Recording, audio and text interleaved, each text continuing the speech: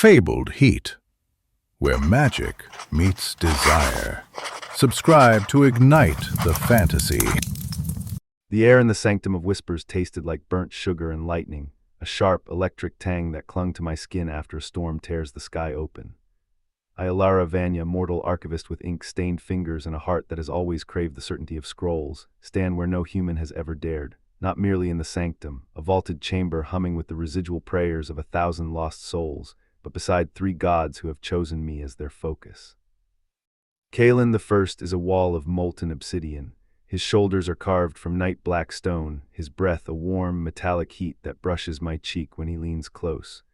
When his hand finds the small of my back, the pressure is like a tide pulling me under, and I feel the world narrow to the thrum of his pulse against my skin. The scent of iron and ember rises from him, and I can hear the low, resonant hum of his power vibrating through the stone floor, as if the very foundation of the world were breathing with him.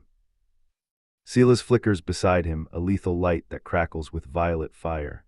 His eyes blaze like twin suns, and when he brushes his fingertips across my collarbone, a shiver of electric desire runs through me, leaving a lingering sting that refuses to fade.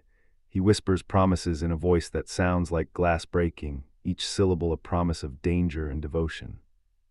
The crackle of his aura paints the walls with fleeting patterns of violet and indigo, and I can taste the ozone that follows his every movement, sharp as a winter night. Orion the anchor steadies the storm. His presence is cool, the scent of rain on stone, and his touch is firm yet gentle, grounding me when the other 2 threaten to overwhelm. He pulls me into his arms, his scent of pine and iron filling my lungs, and for a heartbeat I am safe, even as my longing for the others burns hotter. The steady rhythm of his heartbeat is a metronome against my own, a reminder that even gods can be steady as the tide. Ethelion, the god of the shifting veil, watches from the vaulted arch. He is taller than the pillars, hair like spun moonlight, eyes shifting through colors no mortal tongue can name, deep sapphire one moment, bruised purple the next. When his gaze meets mine, it feels as though the very atoms of my body are being rearranged, a pressure that is both terrifying and intoxicating. He moves like a ripple in water, each step causing the dust motes to dance in slow, deliberate spirals. He steps forward, his hand hovering just above my throat, the heat of his aura making the air sizzle. "Elara," he murmurs, his voice resonating not in my ears but in the marrow of my bones, "you have catalogued the whispers of 1,000 forgotten shrines. You have deciphered prayers etched on bones older than cities. You see the patterns the others miss." My breath catches, a ragged gasp swallowed by the sanctum's immense silence. The scent of ozone sharpens, metallic and alive, as if the very air is holding its breath for what comes next. Kalen's fingers tighten on my hip, Silas's light flares brighter, Orion's grip steadies me, and Ethelion leans in, his lips brushing the shell of my ear. "You are the first," he says, "the first to feel the weight of all our worlds at once." A tremor runs through the stone floor, and I realize the choice I must make is not between love and duty, but between the fire of Kalen, the lethal spark of Silas, the grounding calm of Orion, and the infinite mystery of Ethelion. My heart hammers, a drumbeat of longing, as the sanctum seems to pulse with the promise of a destiny written in both blood and starlight. I close my eyes, letting the sensations settle like sediment in a river. The heat from Kalen's stone skin seeps into my muscles, loosening the knots I have carried since I first learned to read cuneiform. I can feel the weight of centuries in his grip, the expectation that I will become more than a keeper of records. "Kalen," I whisper, my voice trembling, "what would you ask of me?" His response is a low rumble, like distant thunder rolling across a barren plain. "I would ask you to become the forge of my will, to stand beside me as the world reshapes itself, to feel the magma of creation flow through your veins. In return, I will give you strength beyond any mortal's imagination." Silas steps forward, his violet fire casting flickering shadows on the ancient glyphs etched into the walls. "Strength is a hollow promise if it is not tempered with purpose," he says, his tone a blend of amusement and warning. "I offer you the spark that can ignite change. With me, you will see the world in flashes of possibility, each one a thread you can pull to rewrite fate." Orion's hand rests on my shoulder, his grip as steady as the roots of an ancient oak. "You have spent your life cataloging the past," he says, his voice a soft rain on stone. "I ask only that you bring that knowledge into the present, that you use it to protect what remains. With me, you will have a sanctuary, a place where the storm cannot reach you." Ethelion's eyes swirl, a kaleidoscope of colors that seem to shift with my heartbeat. The veil is thin, he murmurs, and the worlds beyond it are hungry for what we guard. I can show you the pathways between realms, the hidden doors that lead to forgotten truths. With me, you will become a bridge, a living conduit between what is and what could be. My mind races, each god's promise echoing against the vaulted ceiling like a chorus of ancient hymns. I think of the scrolls I have spent my life copying, the ink that has stained my fingertips, the quiet satisfaction of a well-ordered library. I think of the nights I have stared at the stars, wondering if the stories written in the heavens ever looked back at me. I think of the ache in my chest that has always been a yearning for something larger than parchment and dust. Tell me, I say, my voice steadier now, what will become of me if I choose you? Will I lose myself, or will I become something greater? Kalen's stone jaw tightens and a low chuckle rumbles from his chest. You will become the fire that reshapes the world, Elara. You will not lose yourself. You will become the very thing you have always sought, a catalyst. Silas's violet light pulses, brightening for a heartbeat before dimming to a soft glow. You will become the spark that ignites revolutions. You will see the world in 1,000 possibilities, and you will choose which to bring into being. Orion's hand squeezes my shoulder, his breath cool against my ear. You will become the keeper of balance, the one who can hold the storm at bay. You will not be consumed, you will be the calm within the chaos. Ethelion lifts his hand, and the air around us shimmers like heat on desert sand. You will become the bridge between worlds, the one who can walk the veil without fear. You will carry the weight of many realms, but you will also carry their hope. The sanctum seems to hold its breath, the ancient prayers etched into the stone humming in response to the god's words. I feel the weight of centuries pressing down, the expectation of countless souls who have whispered their wishes into these walls.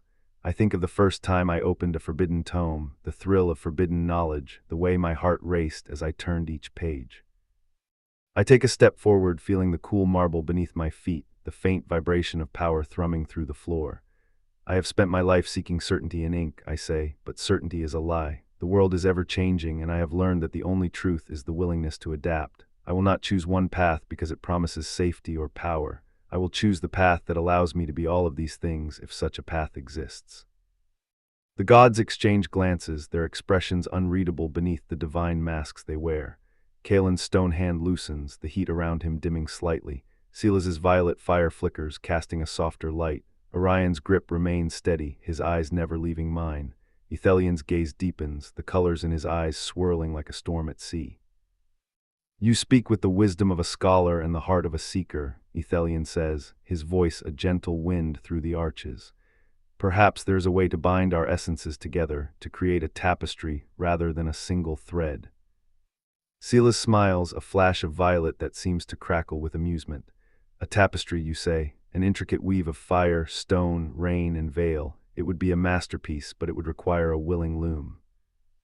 Kalen's stone brow furrows, but his voice is softer than before. If we are to share our power, we must share the burden. You would become the fulcrum upon which our worlds balance. It will not be easy, and it will demand everything you are. Orion steps closer, his presence a calming tide. We will not force you, Elara. We will offer you the choice to bind with us, to become the conduit that holds us together.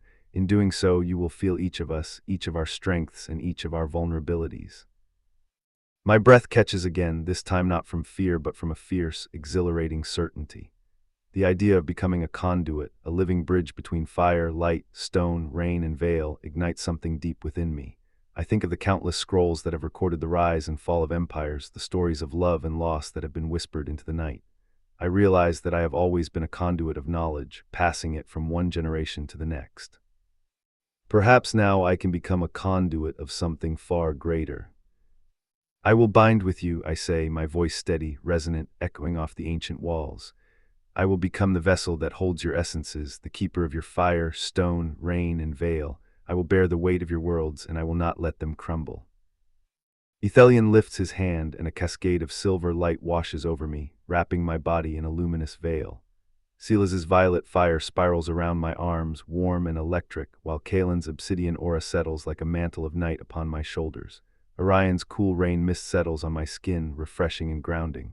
The sensations converge, each distinct yet intertwined, like threads being woven into a single tapestry. The world blurs for a heartbeat, and then I feel it, an overwhelming rush of power, knowledge, and emotion.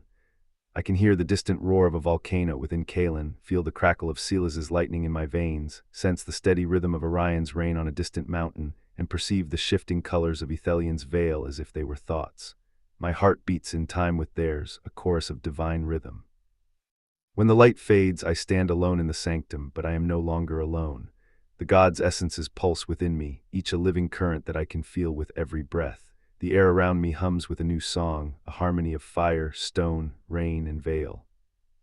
"It is done," Ethelion whispers, his voice now a part of the wind that brushes my cheek. "You are the bridge, Elara. The worlds will feel your presence, and you will feel theirs." Kalen's stone hand rests lightly on my shoulder, a weight that feels both grounding and uplifting. "You will carry our strength, and we will carry yours." Silas's violet light flickers in my eyes, a promise of endless possibilities. Together, we will rewrite the stories that have been forgotten. Orion's calm presence settles like a gentle rain, soothing the tremor that still lingers in my bones. And we will protect what matters, even as the storm rages around us. I close my eyes once more, feeling the convergence of their powers settle into a steady rhythm. The sanctum of whispers, once a place of solitary study, now feels like a living organism, its walls breathing in sync with my own. I open my eyes and see the ancient glyphs glow faintly, as if acknowledging the new covenant. "What now?" I ask, my voice carrying the weight of both mortal curiosity and divine purpose. "Now," Kalen says, "we begin the work of reshaping the world." "Now," Silas adds, "we ignite the sparks of change." "Now," Orion murmurs, "we steady the storm." "Now," Ethelion concludes, "we walk the veil together." The words echo through the vaulted chamber, reverberating off the stone and into the very core of my being. I feel the future unfurl before me like a scroll yet to be written, each line waiting for the ink of my choices. The gods stand beside me, their essences intertwined with mine, and I know that the path ahead will be fraught with danger, wonder, and love beyond anything I have ever imagined. I take a step forward, feeling the stone beneath my feet pulse with the combined heartbeat of 4 divine beings. The sanctum seems to expand, its walls receding into a horizon of possibilities. The storm outside the ancient doors roars, but within these walls I am the I, calm and powerful. "Let us begin," I say, my voice steady, resonant, and filled with a resolve that has been forged in ink, fire, stone, rain, and veil. Let us write a new chapter for the worlds we hold together. The gods smile, their expressions a blend of pride and anticipation. The sanctum of whispers, once a place of solitary study, becomes the birthplace of a new era, and I, Elara Vanya, the archivist turned conduit, stand at its heart, ready to hear the whispers of destiny and turn them into a song that will echo across the ages.